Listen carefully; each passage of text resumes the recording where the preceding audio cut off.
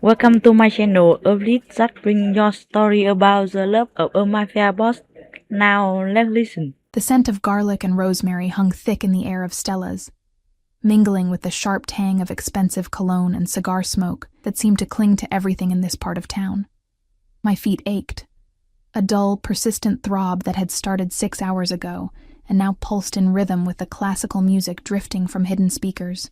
I'd been on my feet since the lunch shift began, and now, deep into the dinner rush, my lower back screamed with every trip from kitchen to table. I was invisible here.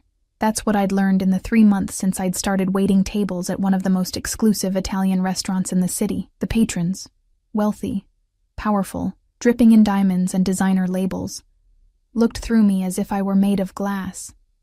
Sometimes I caught fragments of their conversations. Business deals worth millions, vacation homes in Tuscany, political connections that made my stomach turn. But mostly, I was just the girl who brought their food, refilled their wine, and disappeared back into the woodwork.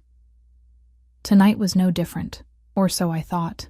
The restaurant was packed, every table occupied by the kind of people who expected perfection and complained when they got anything less. My section was full, my notepad covered in scribbled orders, my apron stained with a splash of marinara sauce from when I'd bumped into Paolo in the kitchen. I was exhausted, running on 4 hours of sleep and the burnt coffee I'd gulped down during my break. I was clearing table 7, a couple who'd left their plates half full and their tip disappointingly light, when I heard it. A shift in the atmosphere, subtle but unmistakable. The low hum of conversation didn't stop exactly, but it changed, became more careful, more aware. I glanced toward the entrance and felt my breath catch. 3 men had entered, but only one commanded attention. He moved through the restaurant like he owned it, which, for all I knew, he might. Tall, broad-shouldered, dressed in a suit that probably cost more than I made in 6 months. The fabric looked like liquid shadow, perfectly tailored to his frame. Dark hair swept back from a face that could have been carved from marble. All sharp angles and hard edges, except for his mouth, which curved in something that wasn't quite a smile. But it was his eyes that made my hands tremble as I stacked dirty plates. Even from across the room, I could feel the weight of them, dark and assessing, missing nothing. There was something predatory in the way he scanned the space, as if he were cataloging exits and threats with the ease of long practice. The 2 men flanking him were clearly security. One built like a wall, the other lean and alert, both watching the room with the same careful intensity as their boss. They moved in perfect synchronization, a practiced dance that spoke of years working together. Marco, the maitre d', practically tripped over himself rushing to greet them. I'd never seen him flustered before, but now his hand shook as he gestured toward the private section at the back, the area we reserved for VIPs who valued their privacy above all else. I turned away, focusing on my task. Not my business, not my concern. I had 4 more tables to check on, orders to deliver, and if I was lucky, maybe I'd get out of here before midnight. Sophia! I jumped, nearly dropping the stack of plates. Tony, the floor manager, appeared at my elbow, his face flushed. "You're covering the private section tonight." My stomach dropped. But Angela called in sick. You're up. He was already walking away, leaving no room for argument. Table 12. Don't screw it up. The private section. Of course. Because tonight hadn't been difficult enough already. I deposited the dirty dishes in the kitchen, ignoring Paolo's knowing look, and grabbed fresh linens and silverware. My hands were steady as I arranged everything perfectly.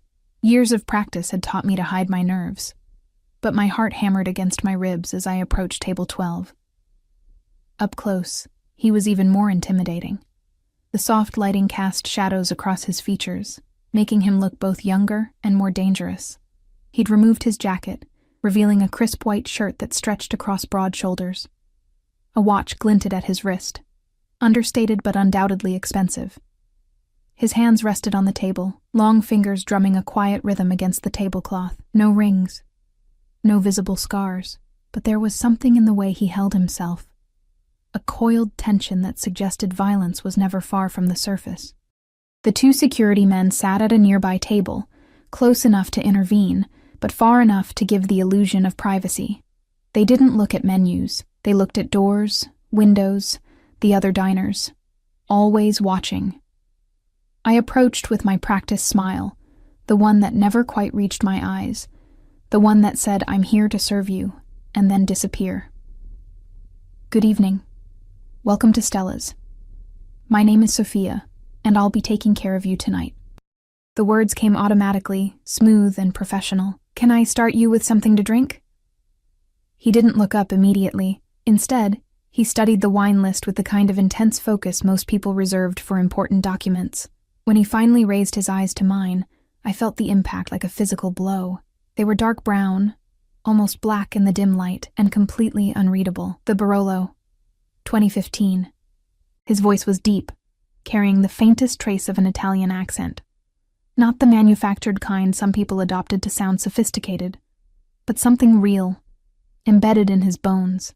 Each word was carefully measured, as if he were accustomed to people hanging on every syllable. "Excellent choice." I scribbled the note, grateful for something to do with my hands.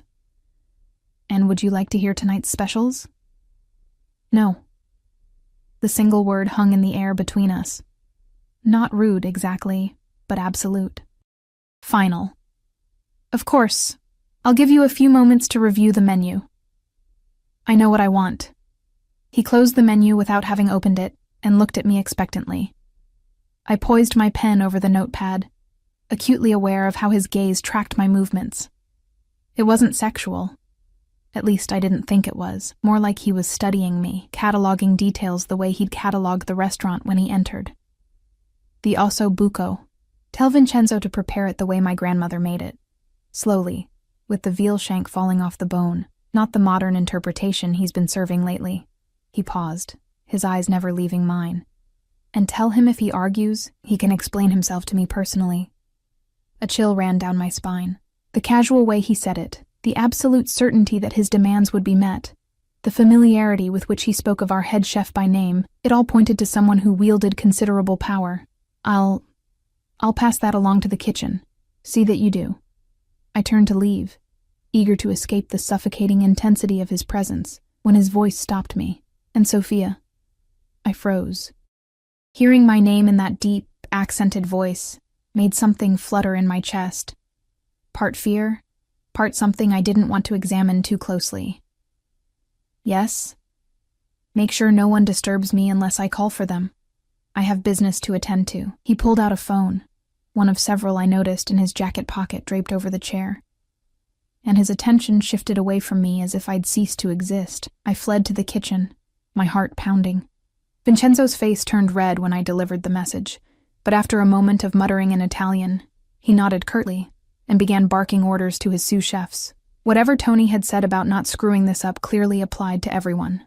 The Barolo was poured with ceremony, the bottle brought to the table and presented like a sacred offering. I poured exactly the right amount, my hand steady despite my nerves, and retreated before he could say anything else. The dinner rush continued around me, but I found myself hyper-aware of table 12.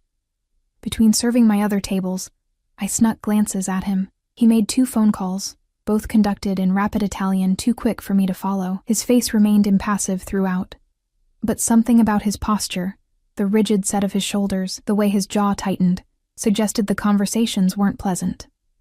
When his food arrived, I carried the plate myself, not trusting anyone else with it. The osso buco looked perfect, the meat glistening, the risotto beneath it creamy and fragrant. Vincenzo had outdone himself, clearly unwilling to face whatever consequences came with disappointing this man. I set the plate down carefully, making sure everything was positioned just so. "Your osso buco, sir, prepared according to your specifications." He looked at the dish, then at me, and for the first time, something flickered in those dark eyes. Not quite approval, but perhaps a fraction less coldness. "Good." I should have left. Should have returned to my other tables, to the endless cycle of orders and dirty plates and forced smiles. But something made me linger, just for a heartbeat too long. "Will there be anything else?" "Not from you." The words stung more than they should have. I was used to being dismissed, used to being invisible. but somehow his casual dismissal felt different, sharper. I nodded, schooling my features into professional neutrality, and turned to go. That's when I saw it. Table 8. The couple who'd been there when he arrived. The woman was holding up her phone, angled toward table 12, clearly trying to sneak a photograph. My blood ran cold.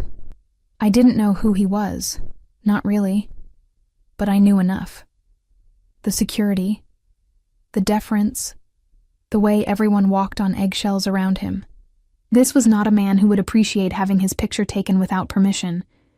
The smart thing would have been to ignore it, to let whatever happened happen and keep my head down. But I'd never been particularly good at doing the smart thing. I crossed to table 8 in 3 quick strides, positioning myself between their table and his, blocking the shot. "I'm so sorry," I said, my voice pleasant but firm. "But we have a strict no photography policy in the private section. For the privacy of all our guests." The woman's face flushed. "I was just taking a picture of your meal, I'm sure." I smiled, but there was steel beneath it. "Perhaps you'd like to visit our main dining room where photography is permitted?" Her companion, husband, boyfriend, grabbed her wrist, pushing the phone down. He'd seen the security guards shift in their seats, seen the way one of them had half risen, hand moving toward something beneath his jacket. No, he stammered. "We were just leaving, actually. Check, please."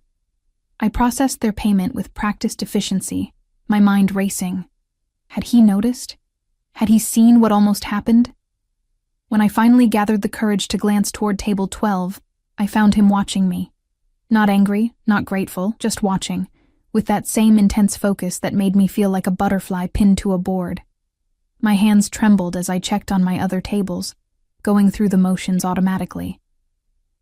The restaurant began to empty as the night wore on, families and couples departing, leaving only a handful of late diners and the man at table 12. He ate slowly, methodically, occasionally pausing to take a phone call or send a text.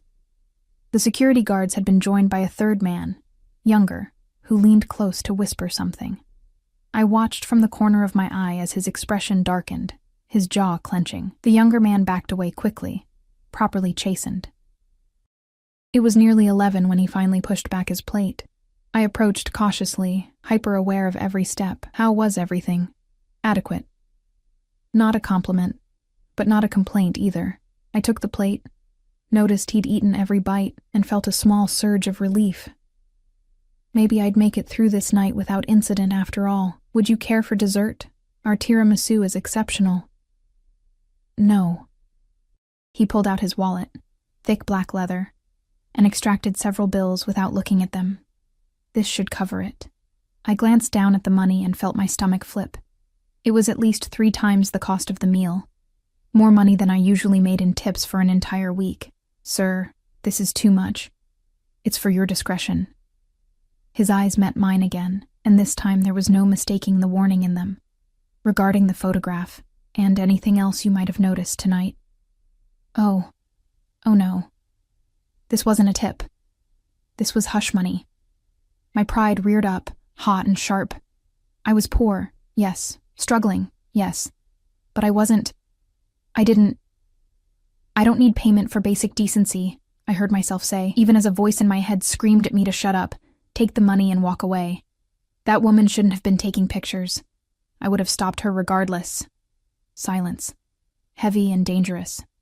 The security guards had gone very still. Even the classical music seemed to fade into the background. He leaned back in his chair, studying me with new interest. "You're refusing money. I'm refusing payment for doing the right thing." My voice was steady, even though my knees felt like water. "There's a difference." A long moment passed, then another. I could hear my heartbeat in my ears, could feel sweat beginning to bead at my hairline. Finally, he smiled. It wasn't a warm smile. Nothing about this man seemed capable of warmth, but it held a hint of something that might have been respect. Interesting. He stood, and I had to tilt my head back to maintain eye contact. Up close, he was even taller than I'd thought, radiating a kind of controlled power that made the air feel thin. "What's your full name, Sophia?" Every instinct screamed at me not to answer. But I'd already committed to this path, hadn't I? already chosen pride over sense. Sophia Martinez. He repeated it slowly, as if committing it to memory. Tell me, Sophia Martinez, how long have you worked here? 3 months. And before that? I don't see how that's relevant. Another smile, slightly wider this time. No, I suppose you don't. He shrugged into his jacket with fluid grace, and I caught a glimpse of something beneath it. A shoulder holster, the butt of a gun just visible. My mouth went dry. He buttoned his jacket, covering the weapon, and picked up the bills I'd refused. For a moment I thought he might try to hand them to me again, force the issue. Instead, he folded them carefully and slipped them back into his wallet. You're principled, he said, more statement than question. That's rare, especially in a place like this. I'm just doing my job. No. He stepped closer, and I fought the urge to retreat. You're doing much more than that, whether you realize it or not. Before I could process what that meant, he moved past me toward the exit. The security guards fell into formation around him, a well-rehearsed choreography of protection and intimidation. At the door, he paused and looked back. Our eyes met across the now empty restaurant, and I felt that flutter again, fear mixed with something electric, something dangerous. Sophia Martinez, he said, loud enough for me to hear, but soft enough that no one else would. I'll remember that name. Then he was gone, leaving only the faint scent of his cologne and a feeling in my gut that my life had just changed in ways I couldn't begin to understand. Tony appeared at my elbow the moment the door closed. What did you say to him? Nothing. I just served him dinner. He left without paying. My heart stopped. What? No, But when I checked the table, the bills were gone. Of course they were. He'd taken them back. Sophia, do you have any idea who that was? I shook my head, but Tony's expression told me everything I needed to know. That was Dante Moretti, the Dante Moretti. Tony's face had gone pale. And you spoke to him. You stopped him from being photographed. The name meant nothing to me, but the way Tony said it, like speaking a curse, made my blood run cold. Who is he? Tony looked at me like I'd grown a second head. He owns half this city, Sophia. And the other half is smart enough to stay out of his way. He ran a hand through his thinning hair. Jesus, I need a drink. He walked away, muttering to himself, leaving me alone in the empty dining room. I should have felt relieved. The difficult customer was gone. I'd survived the night. Tomorrow everything would go back to normal. But as I began the closing routine, wiping down tables, refilling salt shakers, my mind kept returning to those dark eyes, that measured voice, the way he'd said my name like it was something worth remembering. I'll remember that name. It sounded less like a promise and more like a threat, and deep in my bones, in that place where instinct lived, I knew that whatever had started tonight wasn't finished. Not by a long shot. The restaurant was finally empty, except for the kitchen staff finishing cleanup when I collected my tips from the night. Minus the money he'd tried to give me, the money I'd refused, it was still a decent take. Enough to cover my rent at least, enough to keep the lights on for another month. I changed out of my work clothes in the cramped employee bathroom, pulling on jeans and a faded sweater, and stepped out into the December night.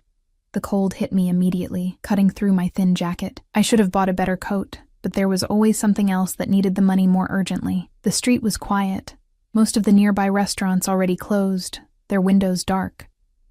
My bus stop was 3 blocks away, and I started walking, my feet still aching from the long shift. I was halfway there when I heard it, the low purr of an expensive engine idling nearby. I told myself it was nothing, told myself to keep walking. But when I glanced over my shoulder, I saw it. A black SUV with tinted windows, parked against the curb, its engine running. Watching. Waiting. I walked faster, my breath forming small clouds in the frigid air. The bus stop seemed miles away now, each step echoing too loudly on the empty sidewalk. Behind me, I heard the SUV's engine rev slightly, then the soft crunch of tires rolling forward. It was following me. My heart hammered against my ribs as I picked up my pace, not quite running, but close. The rational part of my brain tried to calm the rising panic. It was probably nothing, just a coincidence, maybe someone looking for an address. But the primal part, The part that had kept humans alive for millennia was screaming at me to run. The SUV kept pace with me, maintaining the same careful distance. Not threatening exactly, but present, watchful. I reached the bus stop and positioned myself under the streetlight, as if the weak yellow glow could offer some protection. My phone was in my hand now, thumb hovering over the emergency call button. I didn't look at the SUV directly, but I could see it in my peripheral vision, a dark shape against the darker street. The passenger window rolled down with a soft mechanical whisper. "Miss Martinez." The voice was smooth, professional, and definitely not Dante Moretti's. "Mr. Moretti has requested that we ensure you arrive home safely." I turned to face the SUV, keeping several feet between us. The man in the passenger seat was one of the security guards from the restaurant, the lean one with alert eyes. In the driver's seat, I could make out the shape of the other guard, the one built like a wall. "I'm fine," I called back, proud that my voice didn't shake. "I take the bus every night." "Not tonight, you don't. It wasn't a request. Mr. Moretti was very clear about his instructions. "Well, you can tell Mr. Moretti that I don't need—" He anticipated you might say that. The guard's expression didn't change, but something in his tone suggested this was a conversation he'd been prepared for. "He also said to remind you that it's below freezing. The next bus doesn't arrive for 43 minutes, and there have been 3 muggings in this area in the past 2 weeks." I hugged my thin jacket closer, hating that he was right about the cold. "How does he know when the next bus comes?" "Mr. Moretti knows a great many things." The guard gestured to the back seat. "Please, Miss Martinez, we're simply ensuring your safety, nothing more." Every instinct told me to refuse, to assert my independence, to prove I didn't need anyone's help, especially not from a man who apparently owned half the city through means I didn't want to think about too closely. But it was cold, and I was exhausted, and the thought of standing in the freezing wind for nearly an hour made my bones ache. Fine. I crossed to the SUV, yanked open the back door, and slid inside before I could change my mind. But just this once. The interior smelled of leather, and that same cologne from earlier, faint but unmistakable. The seats were heated, and despite my determination to remain unaffected, I couldn't suppress a small sigh of relief as warmth seeped into my frozen muscles. "Address?" the driver asked, his voice a deep rumble. I gave him my address, a 4th-floor walk-up in a neighborhood that was politely called transitional, and more accurately described as dangerous after dark. As we pulled away from the curb, I caught a glimpse of my bus appearing in the distance, right on schedule despite what the guard had said. The ride passed in silence. I stared out the window, watching the city transform from the polished downtown area to gradually rougher streets. The guards didn't speak to each other or to me. Their attention focused entirely on the road and their surroundings. I noticed the driver's eyes constantly checking the mirrors, the way the passenger kept one hand near his jacket. Near a weapon, I realized with a chill. When we finally pulled up in front of my building, a shabby brick structure with a flickering entrance light and graffiti decorating the lower walls, the contrast to Dante Moretti's world couldn't have been starker. I saw the guards exchange a glance, something passing between them that I couldn't interpret. "Thank you," I said stiffly, reaching for the door handle. "Miss Martinez." The passenger guard turned to face me fully for the first time. His face was harder than I'd realized, marked with a thin scar along his jawline. "A word of advice, if I may." I waited, hand frozen on the handle. "Mr. Moretti doesn't often take an interest in people." He paused, choosing his words carefully. "When he does, it's rarely temporary. Whatever happened tonight at the restaurant, it would be wise to remember that." "Nothing happened. I just stopped someone from taking his picture." "Exactly." The guard's expression was unreadable. "You protected him without being asked, without expecting payment. That's not something he's accustomed to. I was just doing my job." "No, Miss Martinez. You were doing much more than that, whether you understand it or not." He echoed his employer's words from earlier, and the repetition sent a shiver down my spine that had nothing to do with the cold. "Be careful. Dante Moretti's attention can be a blessing or a curse. Sometimes both." Before I could respond, he had turned back around, dismissing me as effectively as his boss had. I climbed out of the SUV and hurried to my building's entrance, fumbling with my keys. I didn't look back until I heard them drive away, the expensive engine fading into the night sounds of the city. Inside my apartment, I locked the door, checked it twice, then collapsed onto my threadbare couch. The space was small, a studio with a kitchenette, a bathroom barely large enough to turn around in, and windows that rattled when the wind blew. But it was mine. I'd fought for every inch of it, worked 3 jobs to afford the deposit, and I was proud of it, even if it couldn't have fit in Dante Moretti's coat closet. I kicked off my shoes and pulled out my laptop, a 5-year-old model that took forever to boot up.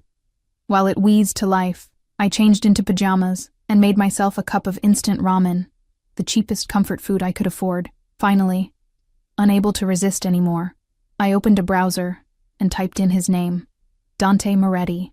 The results flooded my screen, and with each article I read, the knot in my stomach grew tighter. He wasn't just wealthy. He wasn't just powerful. Dante Moretti was the head of one of the oldest crime families on the East Coast. His empire spanned legitimate businesses, restaurants, real estate, construction, and less legitimate ones that the articles only hinted at: money laundering, extortion, connections to politicians and judges that ran so deep they'd become invisible. There were photos of him at charity galas, always in impeccable suits, always surrounded by equally powerful people. Photos of him leaving courthouses after cases that somehow never stuck. Photos of his father's funeral 3 years ago, where Dante had stood stone-faced as hundreds of mourners paid their respects to a man the FBI had been investigating for decades. The articles painted him as untouchable, dangerous. A man who commanded absolute loyalty and dealt with betrayal in ways that ensured it never happened twice. And I had refused his money, had spoken to him like he was just another difficult customer, had inadvertently protected him from something he probably would have handled himself in a much more permanent way. I closed the laptop, my ramen forgotten and growing cold. What have I done? Sleep didn't come easily that night. I tossed and turned, alternating between replaying the evening in my mind and telling myself I was overreacting. Tomorrow I'd go to work, and everything would be normal. He'd forget about me. I was nobody, after all, just a waitress who'd happened to be in the right place at the right time. Except his words kept echoing in my head. I'll remember that name. The next morning arrived too soon, dragging me from fitful dreams into harsh reality.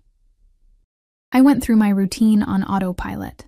Shower in the cramped bathroom, instant coffee that tasted like burnt cardboard, the same jeans and sweater from last night because I hadn't done laundry yet. I had the day shift at Stella's, which meant I'd be dealing with the lunch crowd. Less formal than dinner, fewer VIPs, more tourists and business lunches. Safer, I told myself. Normal.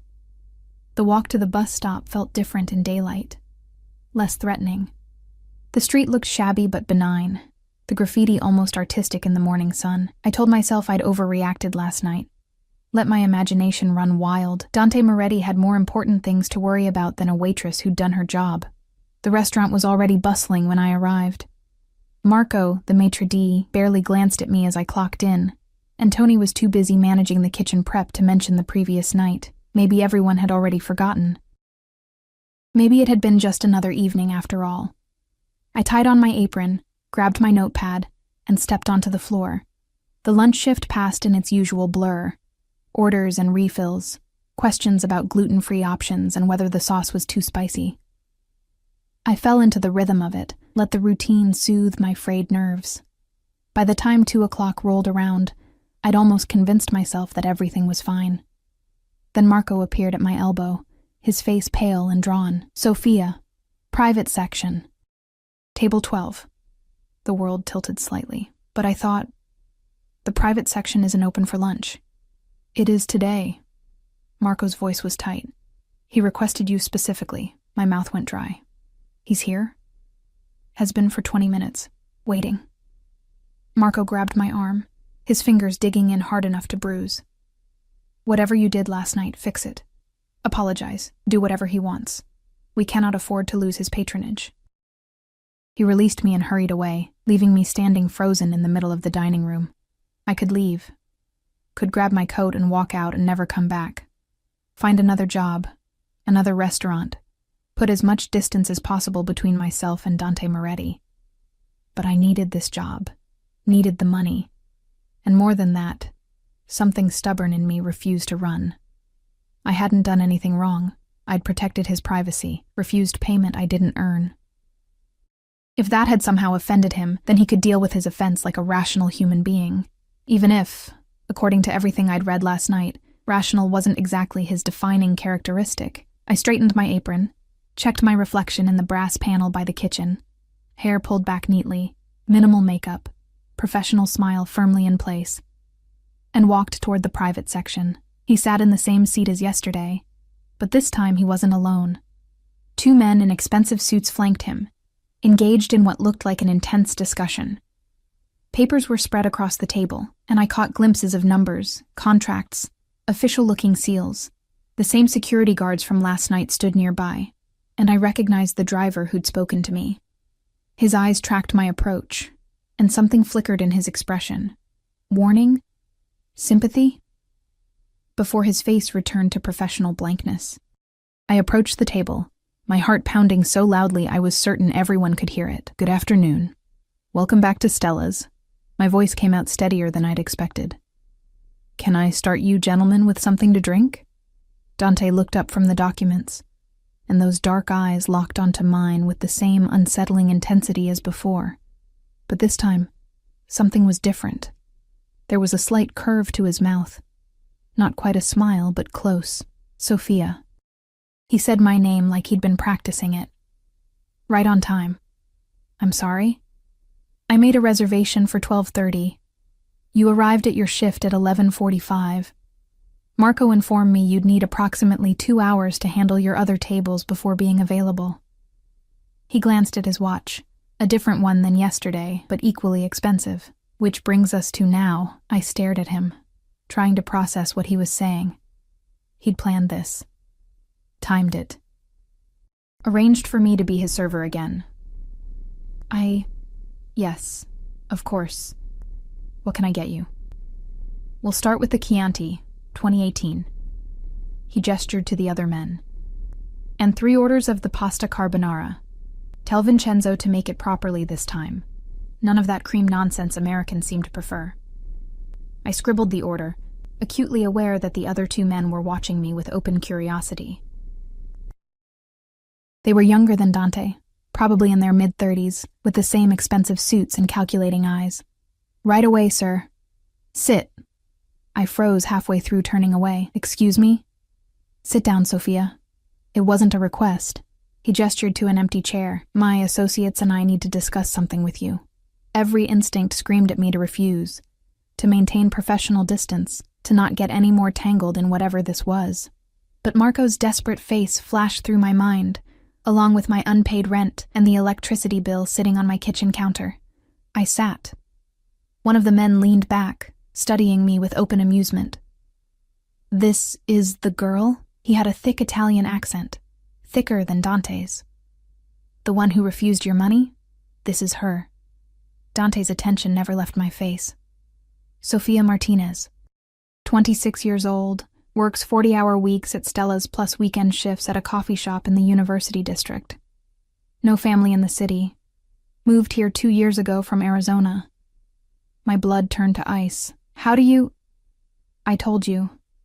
I know a great many things. He leaned forward slightly, and I caught that scent again, cologne mixed with something uniquely him. The question is, what do I not yet know? I don't understand. Your file says you moved here after dropping out of college. Full scholarship to Arizona State, studying business administration. 3 semesters completed before you left. His eyes narrowed slightly. Why? That's none of your business. The other 2 men exchanged glances, clearly shocked that anyone would speak to Dante Moretti that way. But he just smiled, and this time it reached his eyes, transforming his face from forbidding to something almost handsome. Perhaps not. But I'm making it my business. He gestured to one of the men. Marco, show her. The man called Marco, not the maitre d', someone else entirely, pulled out a photograph and slid it across the table. I looked down and felt the world drop away. It was a picture of a man I hadn't seen in over a year. Dark hair, charming smile, the kind of face that made people trust him instantly. The kind of face that had lied to me, stolen from me, and disappeared before I could even begin to understand what had happened.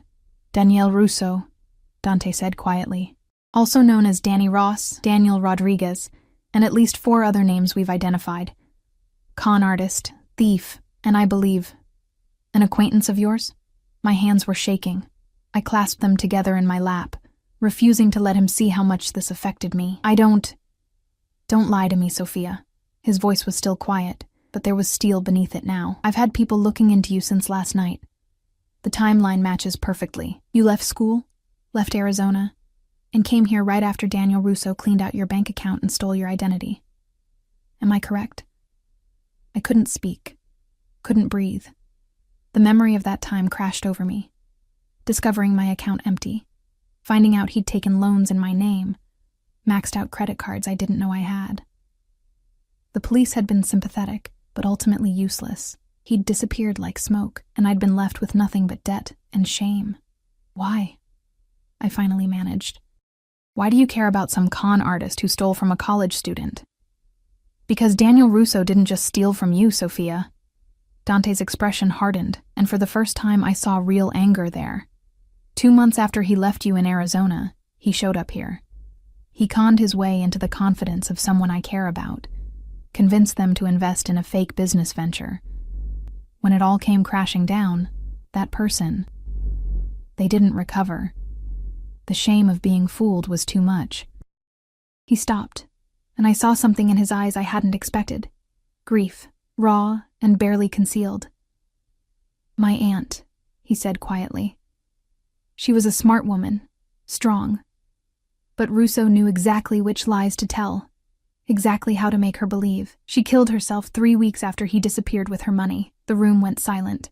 Even the security guards seemed to have stopped breathing. I'm sorry, I whispered. I'm so sorry. Don't apologize for something that wasn't your fault. Dante's voice was cold again, the brief glimpse of vulnerability gone. But now you understand why I'm interested in you. You're one of the few people who can identify Daniel Russo on sight. One of the few who knows his methods, his patterns. And I need that knowledge. Understanding dawned, cold and heavy. You want me to help you find him. I want you to help me destroy him. Dante leaned back, his expression unreadable once more. I've been tracking him for months. I know he's back in the city. I know he's planning something big. But I need someone he won't recognize as a threat.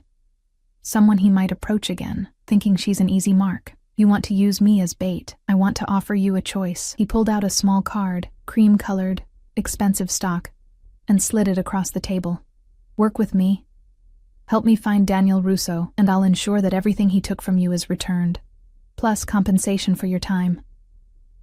I looked at the card. It was blank, except for a phone number embossed in gold. And if I refuse, then you refuse. Dante stood, buttoning his jacket. I won't force you, Sophia. I'm many things, but I don't coerce innocent people into helping me. You'll go back to your life, and I'll find another way. He started to walk away, his associates gathering the papers from the table. I should have let him go, should have stayed silent, kept my head down, continued my simple, difficult, but uncomplicated life. Instead, I heard myself say, he destroyed more than my credit. Dante stopped, turning back to face me. I stood, the card clutched in my hand. He made me doubt everything, my judgment, my intelligence, my worth. I dropped out of school not just because of the money, but because I couldn't face anyone after being so spectacularly stupid. So yes, Mr. Moretti, I want him found. I want him held accountable, but not because you're paying me. Then why? Because maybe if I help take him down, I can finally stop feeling like a victim. Something shifted in his expression, respect perhaps, or recognition. He extended his hand. Then we have a deal. I looked at his hand for a long moment. This was it, the point of no return. If I shook his hand, I'd be stepping into his world, a world of violence and power and things I'd only read about in those late-night articles. But I'd been powerless for too long, invisible for too long. I reached out and took his hand. His grip was firm, warm, his hand engulfing mine completely. For a moment, we stood there, connected, and I felt the weight of what I'd just agreed to settle over me like a coat made of shadows. Don't make me regret this, I said quietly. I could say the same to you, but there was no threat in his voice. If anything, he sounded almost pleased. My driver will pick you up tonight after your shift. We have work to do. He released my hand and walked away, his associates and guards falling into formation around him. I watched them leave, my hand still tingling where he'd touched it. What had I just done? The rest of my shift passed in a haze. I went through the motions, taking orders, serving food, smiling at customers. But my mind was elsewhere, replaying the conversation over and over. I'd agreed to help a Mafia boss hunt down the man who'd destroyed my life. The rational part of my brain screamed that this was insane, that I should call the police, run far away, pretend this had never happened. But the other part, the part that still woke up some nights in a cold sweat, remembering Daniel's charming smile and empty promises, that part wanted justice, or maybe revenge. I wasn't sure there was a difference anymore. Tony pulled me aside as I was clearing my last table. What did Moretti want? Just lunch. The lie tasted bitter on my tongue. But what else could I say? Oh, he wants me to help him track down a con artist who ruined my life and killed his aunt. Nothing important. Tony's expression suggested he didn't believe me, but he didn't push. Be careful, Sophia. Men like that, they don't do anything without a reason. And their reasons are rarely good for people like us. I know. But did I? Did I really understand what I was getting into? The black SUV was waiting when I stepped outside at 11. Same vehicle, same guards. But this time, when I slid into the back seat, I wasn't alone. Dante sat in the corner, his jacket removed, sleeves rolled up to reveal forearms that were surprisingly muscular. He was reading something on his phone, his expression concentrated, and didn't look up when I entered. "Where are we going?" I asked, as the SUV pulled away from the curb. "Somewhere we can talk without interruption." He finally glanced at me, and in the dim interior light, his features seemed softer somehow, less intimidating. "Have you eaten?" "I had something at work." "That's not what I asked." I hesitated. The truth was I'd been too nervous to eat, my stomach in knots all afternoon. "No, not really." He said something in Italian to the driver, too quick for me to catch. The SUV changed direction, heading toward a part of the city I rarely visited, where the buildings were taller, the streets cleaner, the people wealthier. We pulled up in front of a high-rise apartment building, all glass and steel and doormen in uniforms. Dante exited first, and I followed, feeling desperately out of place in my work clothes and cheap jacket. The doorman greeted him by name, holding the door with a respectful nod that suggested this was routine.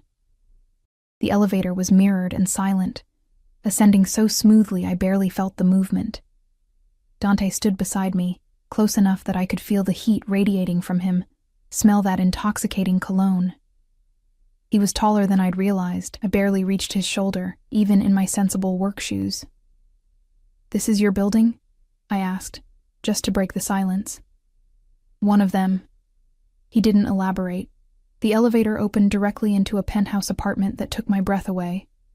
Floor-to-ceiling windows offered a panoramic view of the city, the lights twinkling like fallen stars. The space was enormous, minimalist furniture in dark leather and chrome, abstract art on the walls, everything expensive and tasteful and utterly impersonal.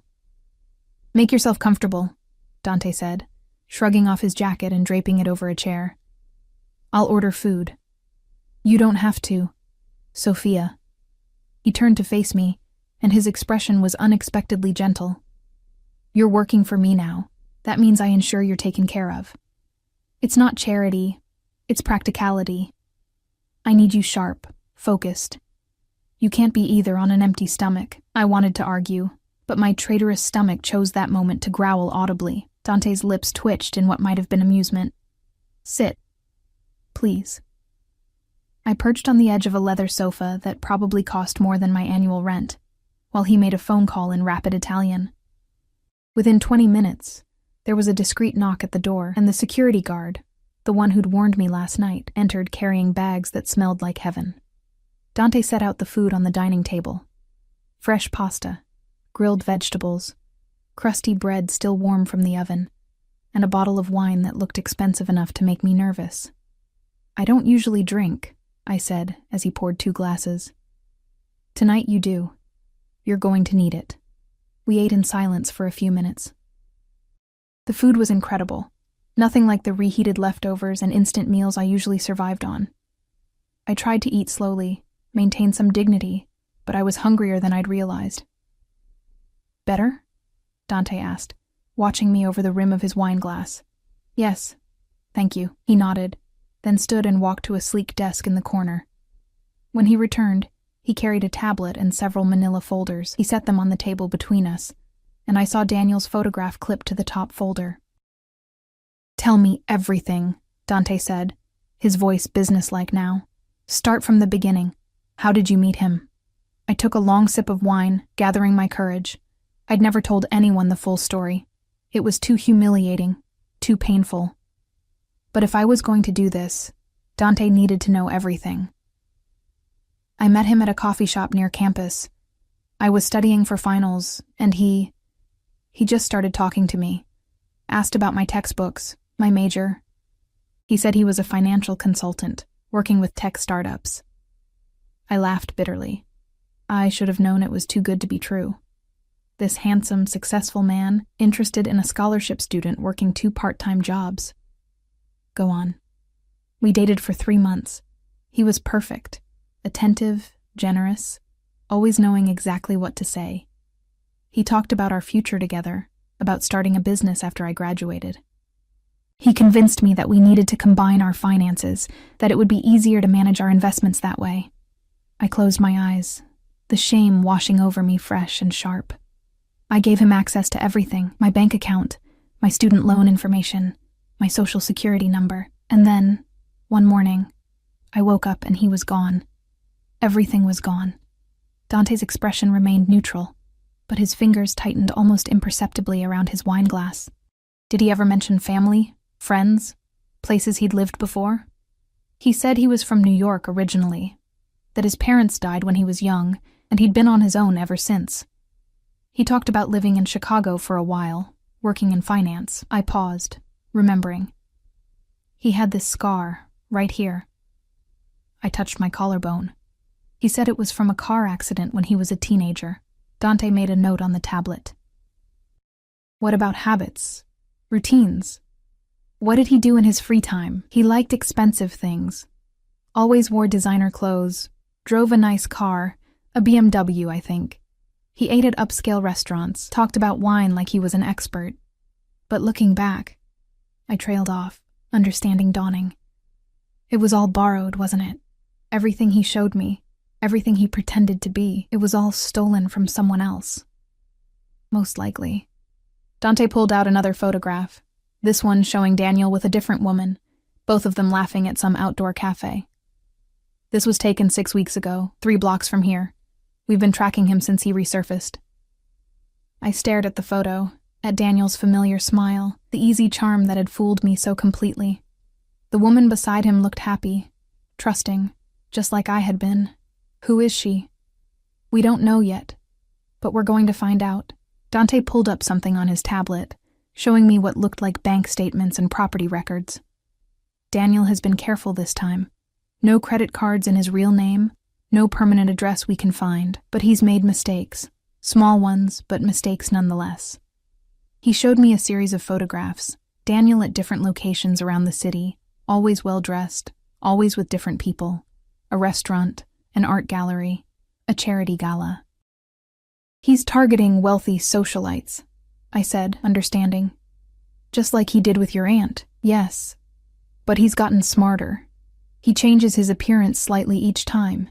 Different haircut, glasses, sometimes facial hair.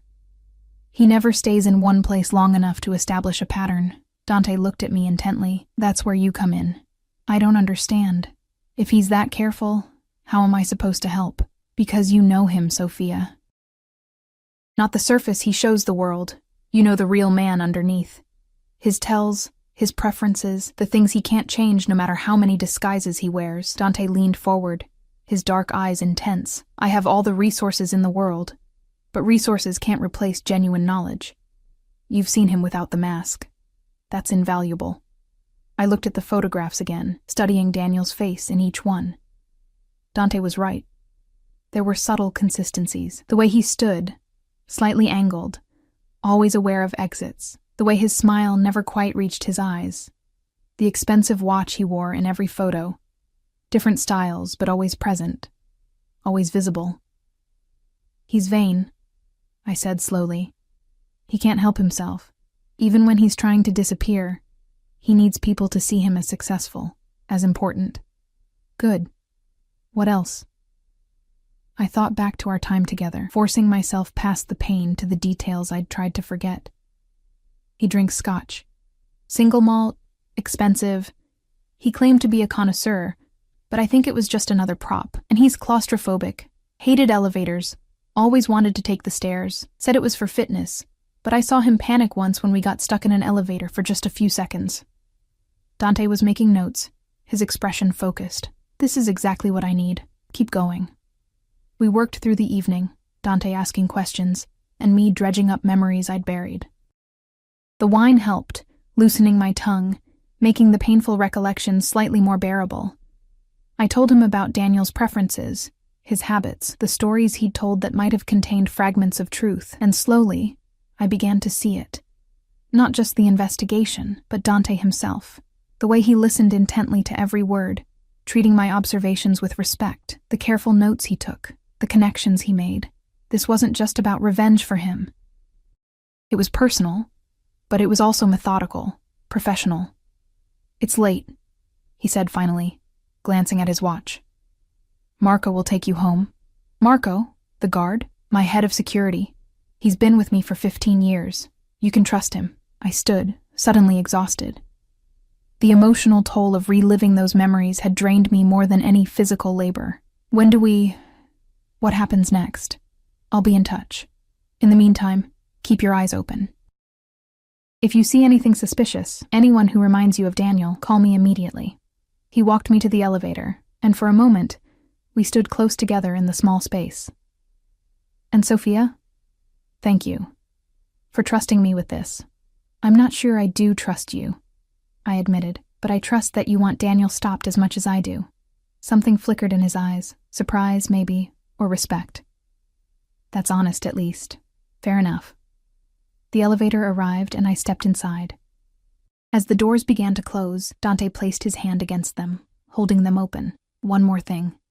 From now on, Marco or one of my other men will be watching you, for your protection. I don't need... Yes, you do. If Daniel is in the city, and if he suspects we're looking for him, you could be in danger. I won't have your safety compromised because of me. His tone left no room for argument. Consider it a condition of our agreement. The doors closed before I could respond, and I descended alone, my mind spinning with everything that had happened. The next few days fell into a strange new rhythm. I went to work, served tables, smiled at customers.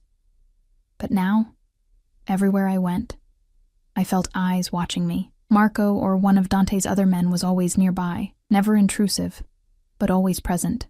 A car parked across the street from my apartment. A customer at the coffee shop who nursed the same drink for hours. Someone browsing magazines at the convenience store while I bought groceries. At first, it made me nervous, this constant surveillance, but gradually, I began to feel something unexpected. Safe. For the first time since Daniel had destroyed my life, I didn't walk home afraid, didn't check over my shoulder every few steps. Someone was watching, yes, but they were watching for me, not at me. Dante called every evening at 9. The conversations were brief, professional. Had I seen anything unusual? Had anyone approached me?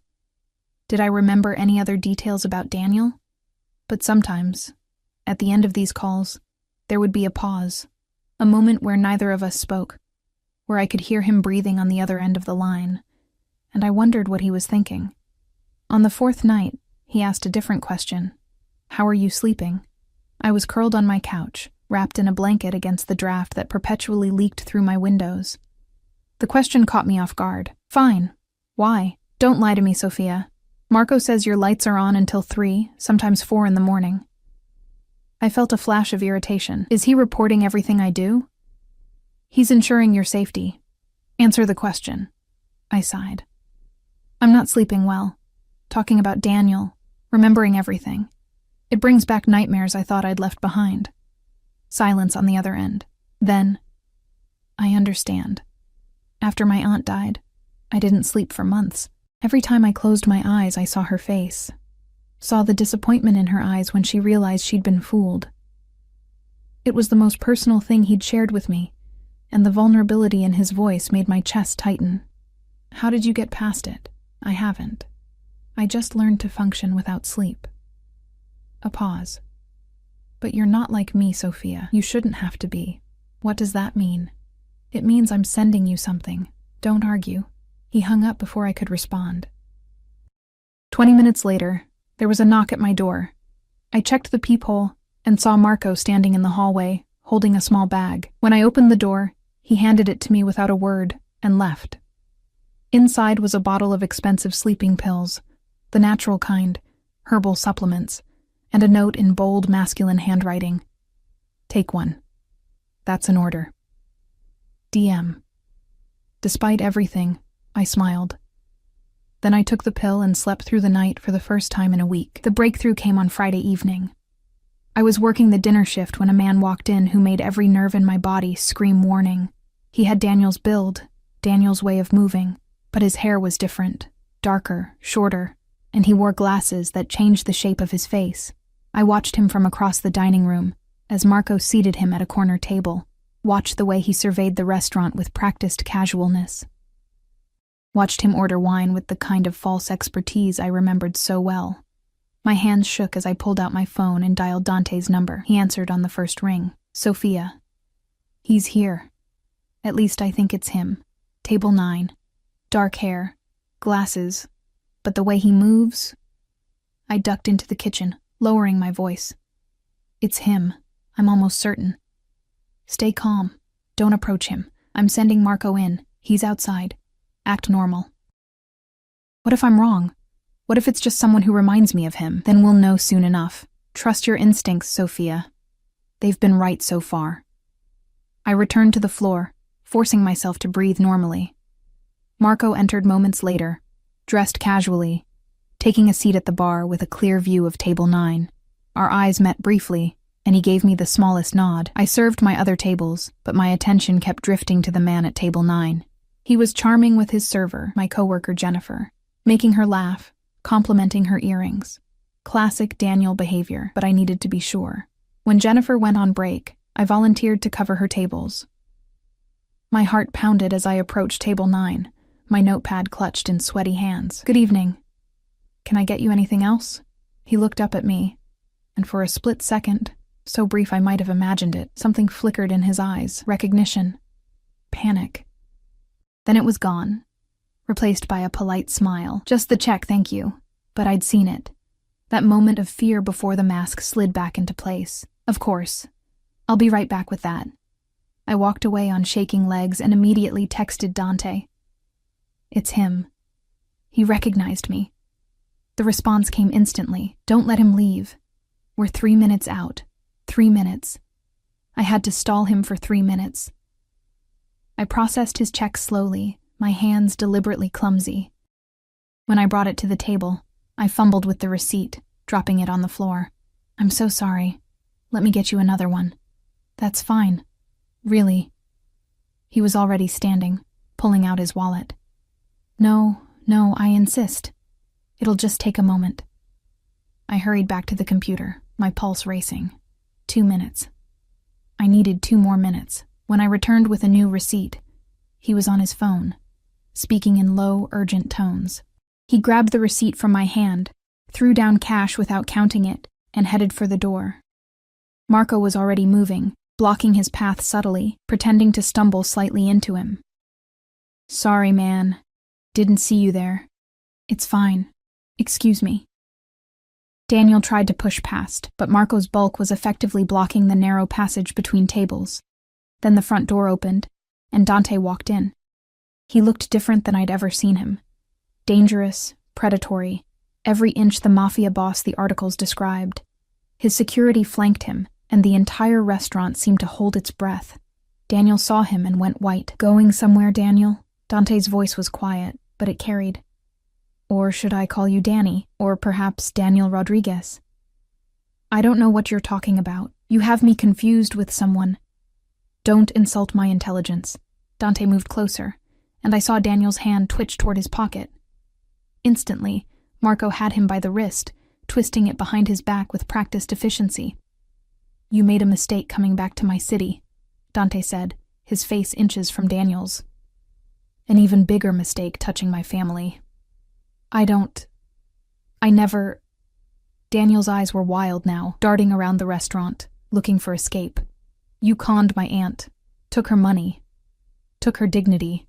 She killed herself because of you. Dante's voice never rose, but the fury in it made my blood run cold. Did you think I wouldn't find you, that there was anywhere you could hide? Please, I can explain. You'll have plenty of time to explain. To me, and to some other people who are very interested in your activities. Dante nodded to Marco, who began steering Daniel toward the door. Then Dante's eyes found mine across the restaurant. Sophia, come here. I walked over on numb legs. Daniel looked at me, and I saw the moment he truly recognized me. The college student he'd left broken in Arizona. You, he whispered. You did this. No, I said, surprised by the steadiness in my voice. You did this. To me, to Dante's aunt, to God knows how many others. I just helped make sure you couldn't do it anymore. Dante placed a hand on my shoulder. Warm, solid, grounding. You did well. They took Daniel away, Marco and the other guards surrounding him. The restaurant erupted in whispers, but Dante ignored them all, his attention focused entirely on me. Are you all right? I think so. Is it really over? The first part is. His hand moved from my shoulder to gently cup my face, tilting my head up to meet his eyes. The gesture was surprisingly tender, but now comes the difficult part. He'll be questioned. There will be legal proceedings. You'll need to testify about what he did to you. I can do that. I want to do that. I know you do. Something in his expression softened. You're stronger than you think, Sofia Martinez. Stronger than he ever gave you credit for. The warmth of his hand, the intensity of his gaze, it was too much. I stepped back, creating distance, and his hand fell away. What happens now? To him, I mean. He'll face justice, the kind that actually sticks. Dante's expression hardened again. I have evidence of dozens of his cons, connections to fraud investigations across multiple states. He won't see freedom for a very long time. Good. Take the rest of the night off. Marco will drive you home. I can't just leave my shift. I own this restaurant, Sophia. You can leave whenever I say you can. He said it matter-of-factly, without arrogance. Go home. Rest. You've earned it. I nodded, too emotionally exhausted to argue, but as I turned to go, he caught my wrist gently. Sophia, thank you. For everything. I looked at our connected hands, at the way his long fingers encircled my wrist so carefully, as if I were something fragile, something precious. You already said that. I know, but I mean it more now. He released me, stepping back into that professional distance. We'll talk tomorrow. Marco drove me home in silence. When we arrived at my building, he walked me to my door, something he'd never done before. You did good tonight, he said gruffly. Took guts, facing him like that. I had help. Still, not everyone could have done it. He paused at my door.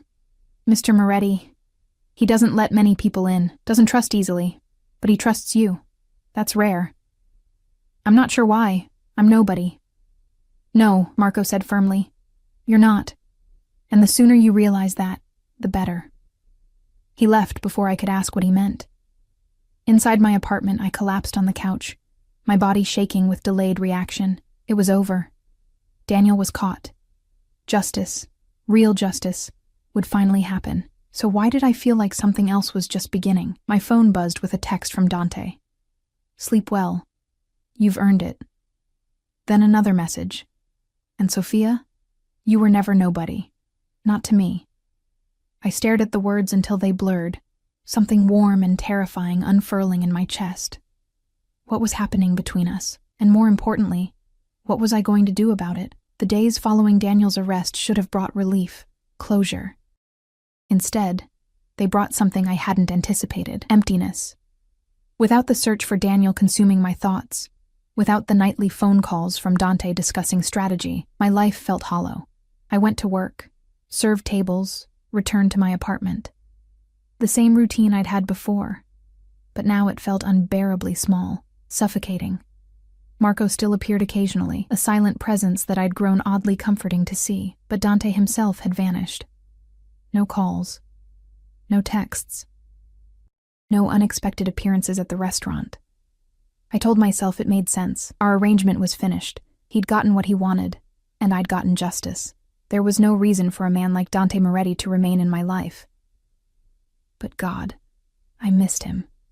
Missed his voice on the phone, asking how I was sleeping. Missed the weight of his attention, the way he looked at me like I was something more than a struggling waitress.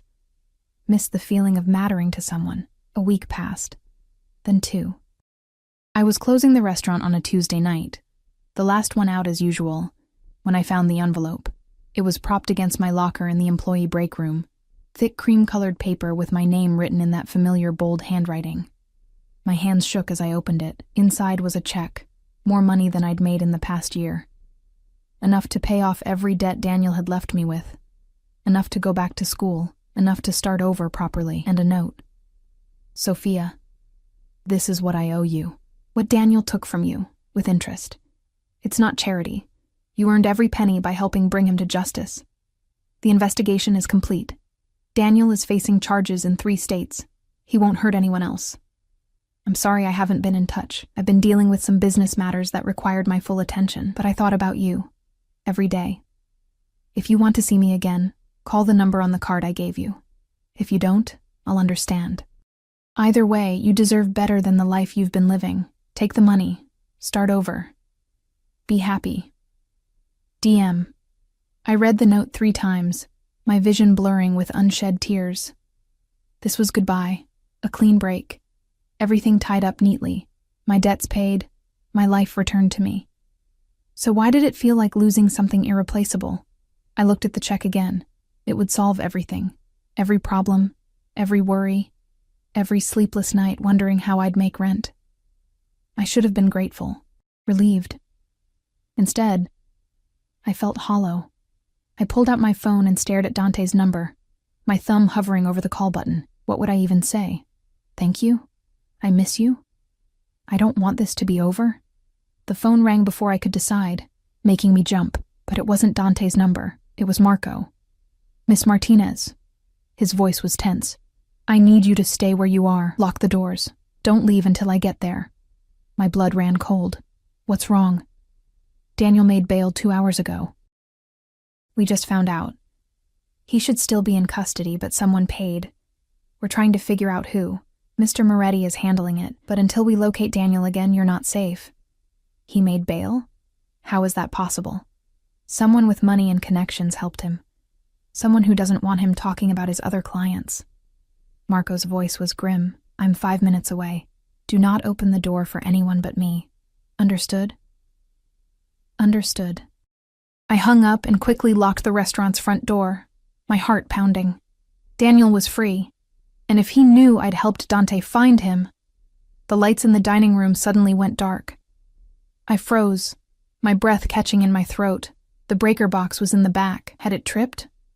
Or had someone deliberately... Sophia. The voice came from the darkness near the kitchen.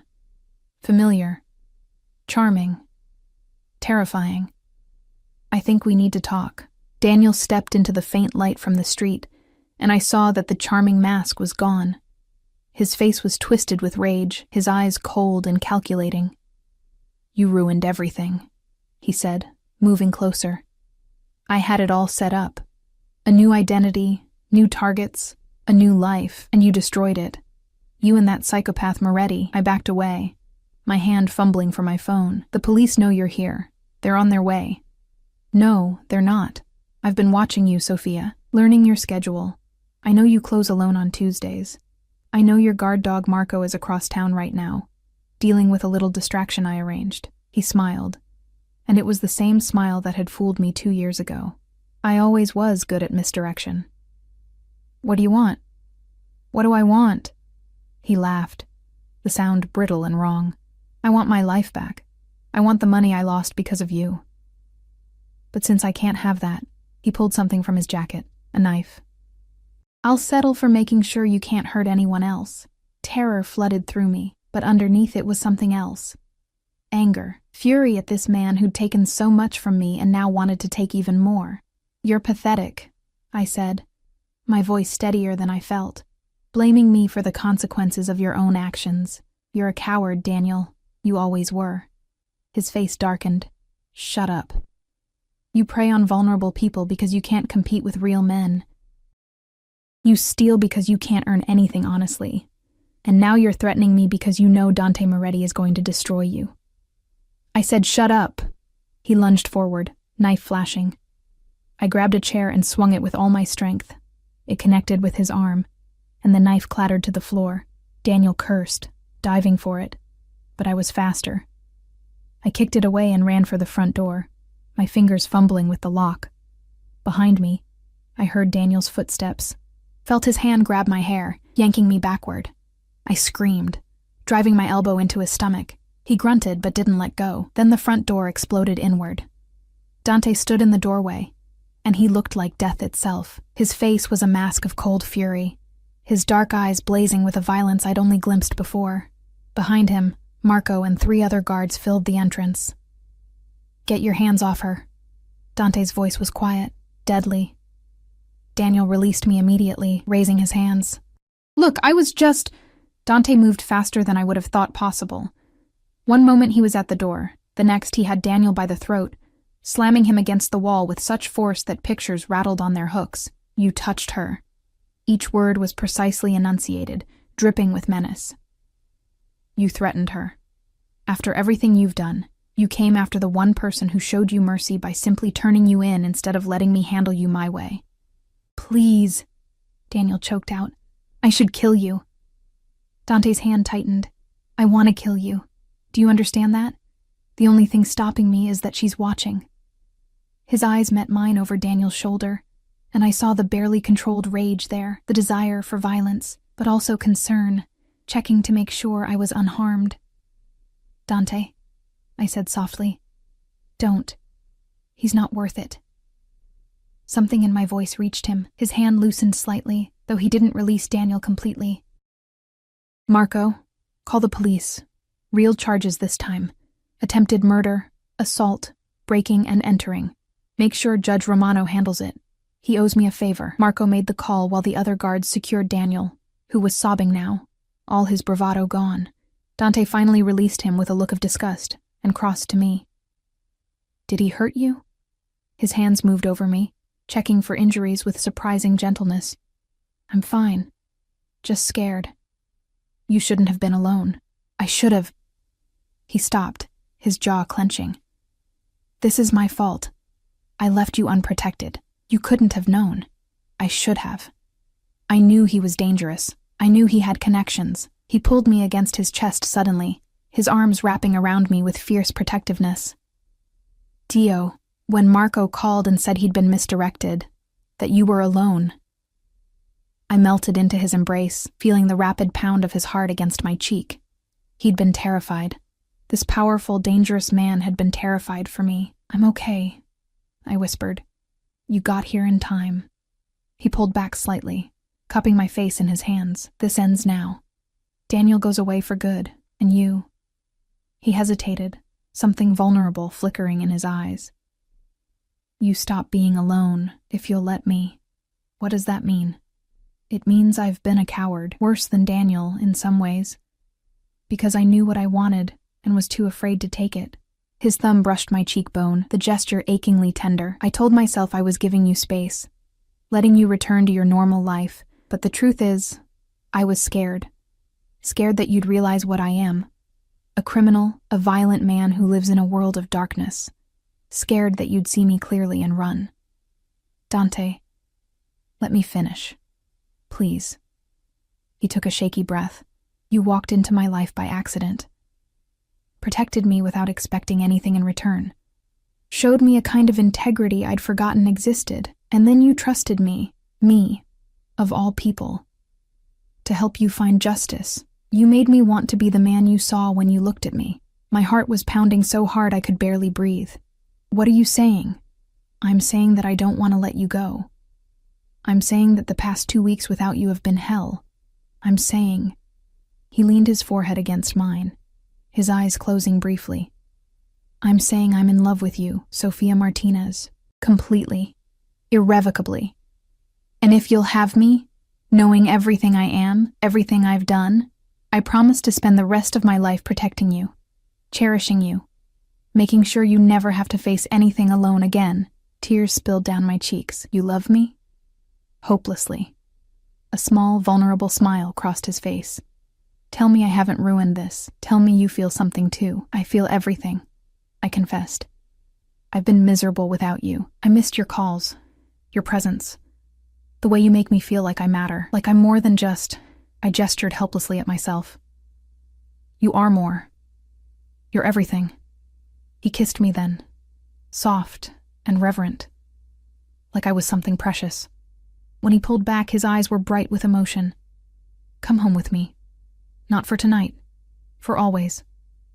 Let me take care of you. Let me love you the way you deserve. I don't need your money, Dante. I know. That's why I love you. But let me give you these things anyway. Not because you need them, but because I need to give them. Because seeing you struggle, seeing you work yourself to exhaustion in that tiny apartment, it kills me. His hands framed my face again. Let me give you the life you should have had. The education Daniel took from you. The security you deserve. Not as payment, but as worship. Because that's what you are to me, Sophia. Something sacred.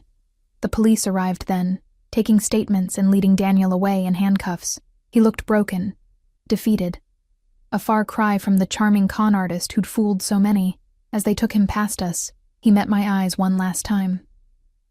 I hope he's worth it, he spat. I looked at Dante, this complicated, dangerous, surprisingly tender man who'd given me back my power, my voice, my sense of self-worth, who looked at me like I'd hung the moon. He is, I said simply.